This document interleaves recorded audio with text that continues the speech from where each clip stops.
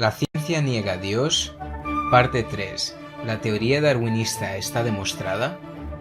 Nos guste más o nos guste menos, es esencial entender la teoría darwinista. ¿Por qué razón? Antes de Darwin, el origen de la vida era claramente atribuido a la acción de un ser inteligente. Todo lo creado era obra de un creador, en todas las culturas y en todas las edades.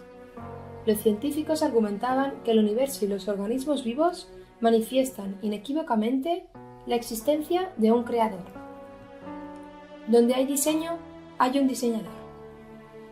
La existencia de un reloj prueba la existencia de un relojero. Max Planck, Premio Nobel de Física en 1918, afirmó: «Los más grandes científicos naturales de todos los tiempos estaban impregnados de una profunda actitud religiosa». Muchos siglos antes, filósofos de la antigua Grecia ya reconocieron que el origen de todo el universo se debía a la existencia de una inteligencia. Aristóteles sostuvo que Dios es la causa del movimiento que vemos en el universo, la causa incausada, el motor inmóvil, que mueve todo pero que no es movido por nada, un ser perfecto. Durante el Renacimiento, un sabio de la talla de Leonardo da Vinci afirmó con humildad: «He ofendido a Dios y a la humanidad porque mi trabajo no tuvo la calidad que debía haber tenido». Nicolai Copérnico, considerado el astrónomo más importante de la historia, dejó escrito: «¿Quién no adorará al arquitecto de todas estas cosas?». Los grandes nombres de la revolución científica, como Copérnico, Galilei, Kepler, Pascal, Newton, Bacon o Leibniz, creían en la existencia del creador del universo y de la vida. Galileo Galilei, recordando que la sabiduría y el poder y la bondad del creador en ninguna parte se muestra tan bien como en los cielos y en los cuerpos celestes, podemos fácilmente reconocer el gran mérito de aquel que ha traído estos cuerpos a nuestro conocimiento.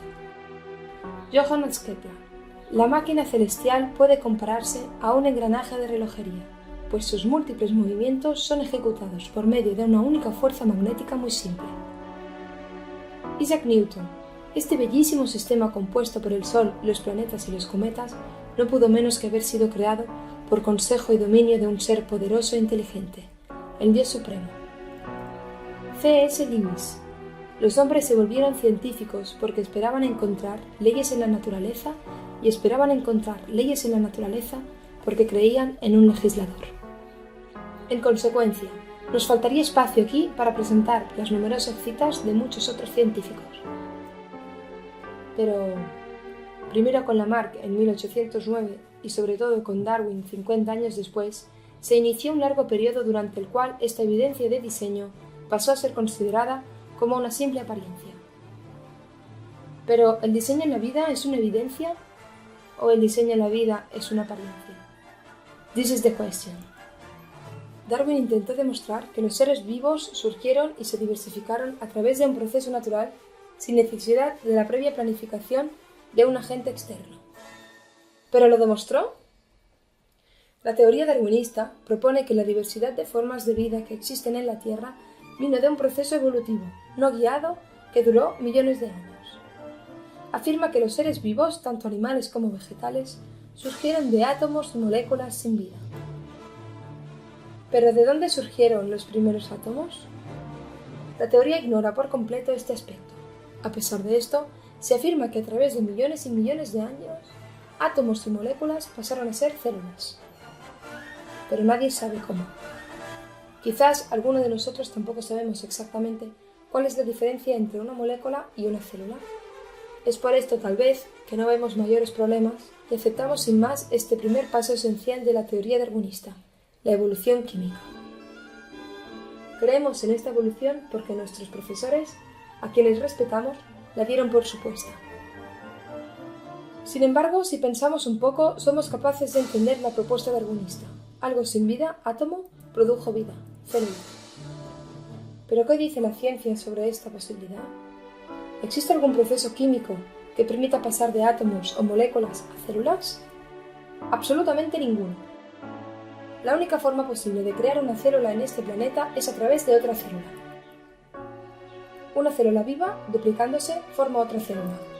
No existe otra manera. ¿Te acuerdas de Pasteur y de la ley de la biogénesis? Solo la vida crea vida. Pasteur hizo su demostración en 1864. La publicación del origen de las especies de Darwin fue el año 1859, es decir, 5 años antes que Pasteur refutase la generación espontánea. Interesante. Aún estaba vigente la teoría de la generación espontánea y se creía que los microorganismos se formaban de forma espontánea en el interior de un caldo. ¿Recuerdas el caldo primordial? Cuando Darwin propuso su teoría, el entendimiento que se tenía sobre la célula era muy limitado. Quizás, por esto Darwin y otros naturalistas de su tiempo no tuvieron mayores problemas para aceptar la evolución química. El misterioso paso de moléculas a células. Los microscopios eran todavía muy rudimentarios y solo aumentaban unas 400 veces. Se pensaba que la célula, la unidad básica de la vida, era una única sustancia, el protoplasma, algo parecido a una gelatina. El naturalista Haeckel, seguidor de Darwin, consideraba que la célula más simple era pura y simplemente un plasma sin estructura o protoplasma. Pero hoy tenemos microscopios electrónicos y microscopios de fuerza atómica que pueden amplificar hasta 10 millones de veces. Incluso tenemos sistemas de óptica e información cuántica.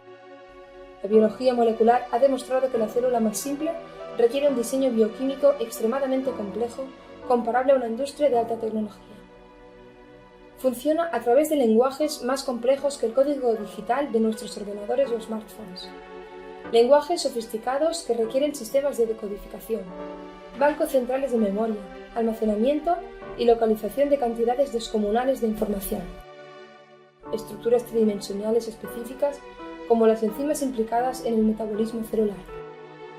Una simple membrana celular, por ejemplo, es de una sofisticación increíble. La célula tiene asimismo nanomáquinas espectaculares como las kinesinas, que andan con sus propios pies por las carreteras celulares, transportando nutrientes con sus propias manos. Mitocondrias, es decir, orgánulos celulares encargados de suministrar la mayor parte de la energía necesaria para la actividad celular.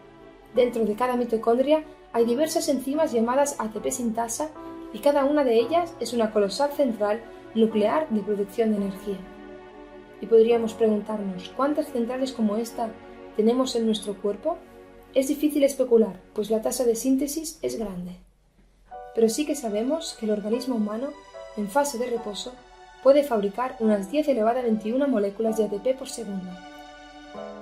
Fabricamos cada segundo 1000 trillones de moléculas de ATP.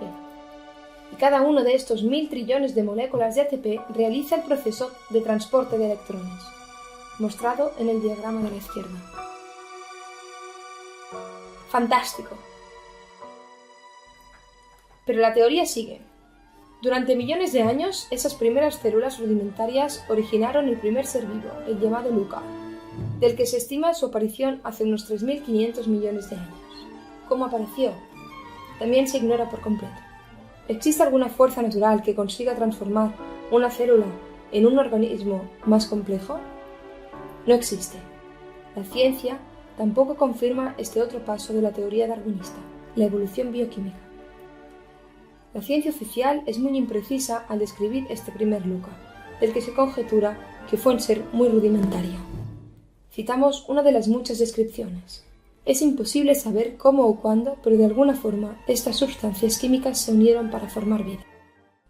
Pero los avances de los últimos decenios en química y biología demuestran que ese Luca debería de haber tenido por lo menos 3 características indispensables. La primera, tendría que ser capaz de reproducirse. La segunda, tendría que ser capaz de almacenar y procesar energía. Y por último, la tercera, tendría que ser capaz de almacenar y procesar información. Este Luca, nuestro primer antepasado, se supone que fue evolucionando poco a poco, impulsado por procesos naturales lentos, graduales y sucesivos, sin guía ni propósito, a lo largo de millones de años. ¿Existe algún proceso natural conocido por el cual, a partir de organismos simples, se pueda obtener por generación espontánea organismos más complejos? Está muy claro que no. Aunque esperemos millones de años, no es científicamente posible. A menos que creamos en algún tipo peculiar de milagro. Este tipo de proceso no es ciencia. Esta teoría, como ya hemos visto, fue divulgada en 1859, con la publicación del origen de las especies de Charles Darwin, hace cerca de 160 años. A pesar de haber pasado todo este tiempo, continúa siendo a día de hoy solo eso, una teoría. ¿Por qué? Por muchísimas razones, pero no queremos cansarte. Solo esbozaremos aquí algunas de ellas. Una de las razones por la cual esta teoría es solo teoría es porque es indemostrable, pues nadie nunca vio ninguna especie evolucionando hacia otra especie. Lo que ha sido denominado como macroevolución no fue probada y no ha podido todavía ser probada. Nadie estuvo en el origen. Cuando nos lo contaron por primera vez, nos pareció muy raro, hay que reconocerlo, pero lo acabamos aceptando porque confiábamos en quien nos lo contó. Es como creer en los Reyes Magos o en Papá Noel. También hay quien no cree en esta teoría porque, al ser teoría, admite de hecho las dos opciones, creer en ella o no creer en ella. Unos creen y otros no creen. Es cuestión de fe, no de ciencia. George Wald, Premio Nobel de Fisiología y Medicina, darwinista, afirmó en 1967: cuando estamos hablando sobre el tema del origen de la vida, solamente existen dos posibilidades. Una es que la vida empezó de la generación espontánea que conduce a la evolución. La otra posibilidad es que la creatividad sobrenatural es de Dios. No existe una tercera posibilidad. La generación espontánea fue refutada 100 años atrás por Louis Pasteur, Lazzaro Spallanzani, Francesco Redi y otros. Esto nos lleva científicamente a una sola conclusión, que la vida empezó como un acto creativo sobrenatural de Dios. No puedo aceptar esto filosóficamente porque no quiero creer en Dios. Por lo tanto, yo elijo creer en algo que sé que no es posible científicamente: la generación espontánea que conduce a la evolución. Un premio Nobel darwinista reconoce que la teoría de la evolución no es posible científicamente, pero elige creer. Un pequeño paréntesis. ¿No estamos todos de acuerdo en afirmar que la fe es algo etéreo, indemostrado, mientras que la ciencia es algo evidente, demostrado? ¿Qué diremos entonces? ¿La teoría darwinista de la evolución de las especies es posible científicamente? Independiente de creencias, si nos basamos en las evidencias de la ciencia, solo hay una posible respuesta: no. Entonces, ya que existe el reloj, ¿es científico afirmar que existe el ingeniero y diseñador? Lamentablemente para ti y para nosotros, esto no es tan fácil de saber. Además, la genética, la selección natural y las mutaciones aleatorias no confirman la evolución. Continuará.